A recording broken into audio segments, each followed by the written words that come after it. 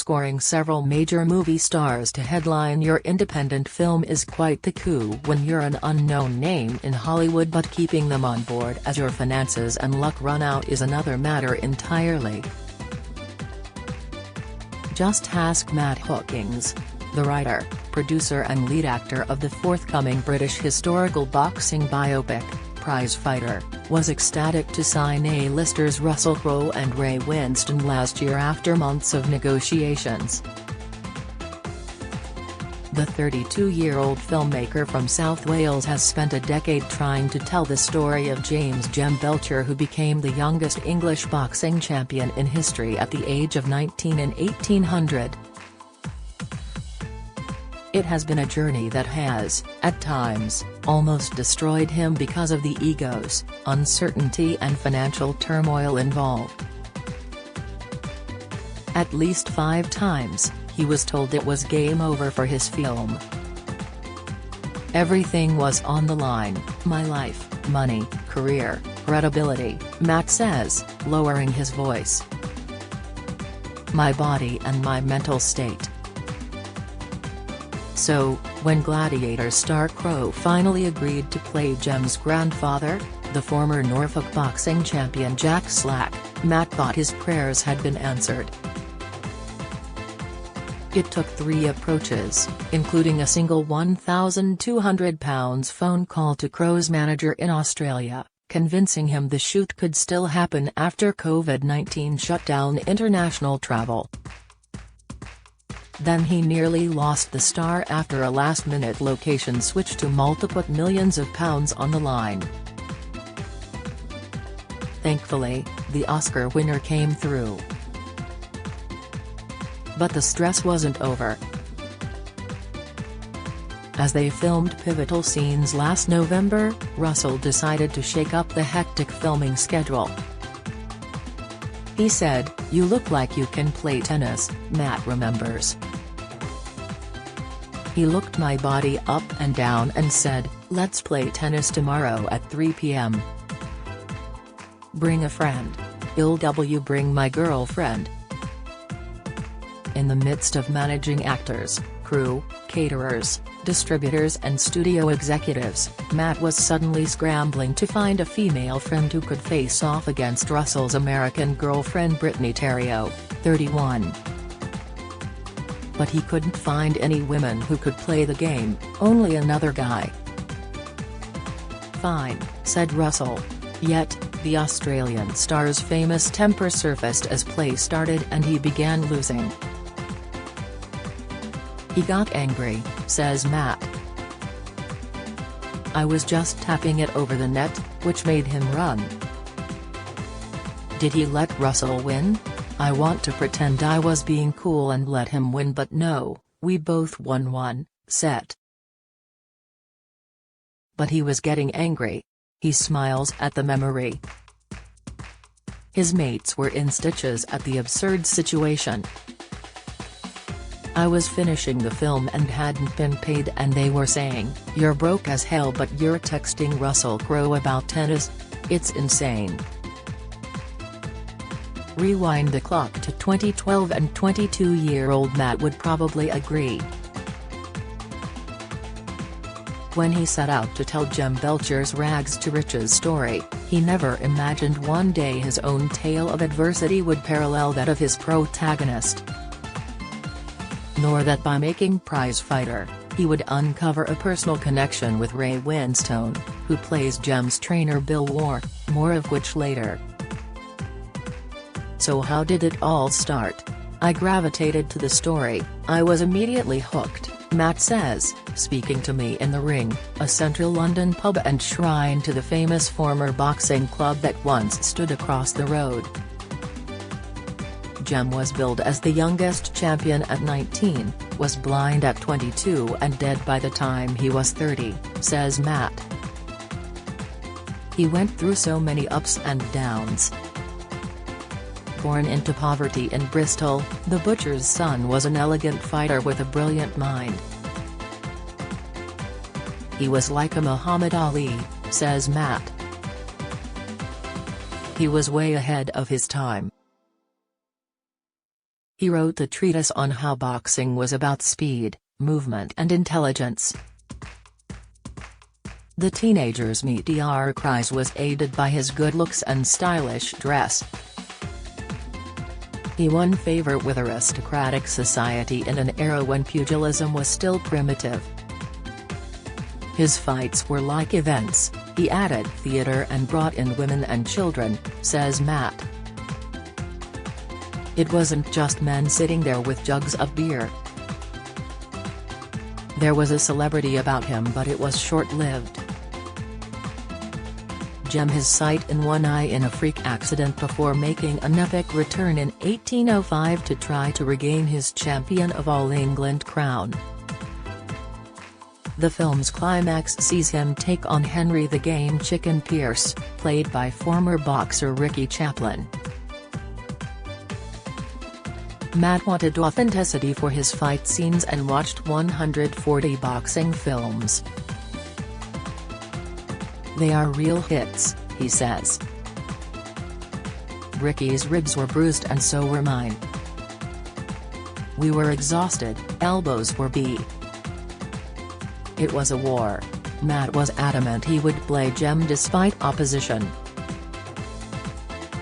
If this sounds familiar, it is. Sylvester Stallone was a washed-up actor when he pitched his Rocky script to producers in the 1970s and had to bulldoze his way to the titular role. But Matt had good reasons to play Gem. Like him, he was born into a boxing family. His late father was the former British heavyweight champion, David "Bomber" Pearce, a Welshman dubbed as Newport's Rocky.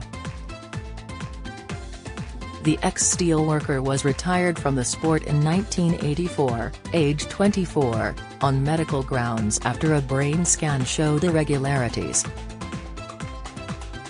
He appealed the decision and fought unsanctioned bouts but later developed epilepsy and died of SADS, sudden adult death syndrome, when he was 41. Matt was just 12. He gave his life to the sport, he had that passion and drive in him, he says. His parents separated when he was young and he knew his father only fleetingly growing up. I've learned more about my dad with this film than before, he says. Matt's mother remarried when he was 7 and he and his brother, Bernard, 4 years his senior, moved into his stepfather's home in Newport. His father lived behind his maternal grandmother's house and he would sneak over to see him. He definitely forgot stuff the last times I saw him, Matt says. There was definitely a change, which surely could have only been caused by boxing. It is because Matt is the spitting image of his dad that the drama graduate discovered Gem's story in 2012. He had become one of a core group of acting stuntmen working on Hollywood films Wrath of the Titans, Snow White and the Huntsman and Maleficent when one day someone mistook him for his dad after reading an article on David. Matt took a look and next to it was a small write-up on bare-knuckle fighter Gem. His interest piqued, he fell down a wormhole of research and found strange similarities. He died on July 30th, which is my birthday. Our height and body build were similar, I'm 6 feet 2 inches, Gem was 6 feet 1 inch, and his mother was called Mary like mine.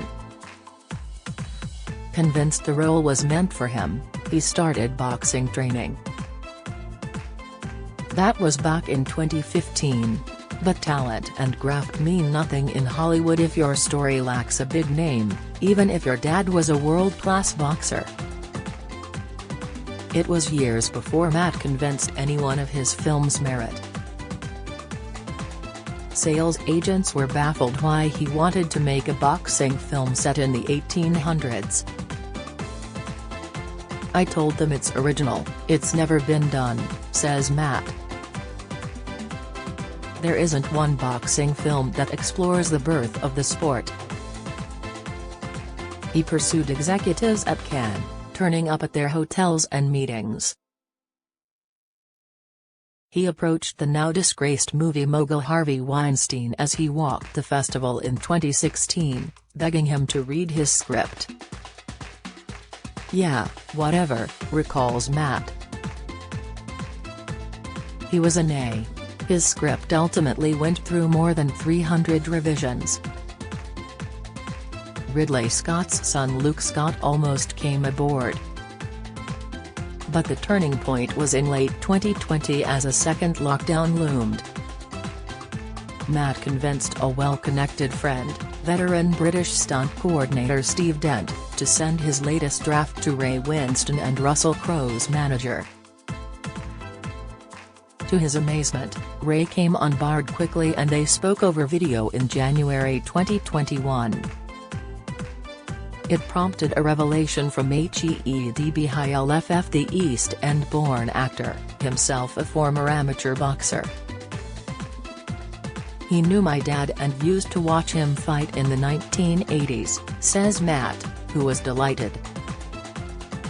Then several days into shooting, Winston revealed to Matt and his brother just how close the pair had been.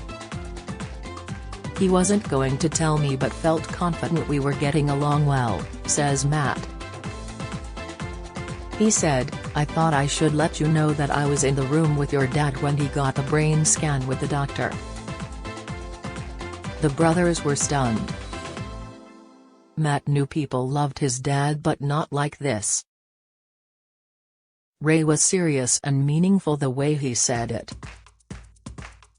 You could tell it was something he remembered as well and it touched him. My brother was in awe, I was in shock. Still, it was a strange moment to be blindsided by such huge news. It touched me deeply because no one had ever been able to say that they'd been that close to him. But there were other stresses. The film's production in Wales was moved to Lithuania last summer after the Welsh government's film agency couldn't push through funding in time. Matt was devastated, given that a statue of his father stands in Newport. His sanity was ultimately saved by the physical exhaustion of boxing every day. Sadly, the same cannot be said for Jem, who died an alcoholic in failing health at the age of just 30, which is, thankfully, where parallels with Matt's life end. After a difficult few years, Matt is excited to finally share his film with the world. And even though he's been to hell and back, has already enthused about his next project. It's about a Chicago police officer who is working with the mafia and is linked to the murder of JFK, Matt says. Once again he's ready for battle and it makes complete sense. He's a fighter, obviously. Prizefighter, The Life of Jem Belcher streams on Prime Video from July 22.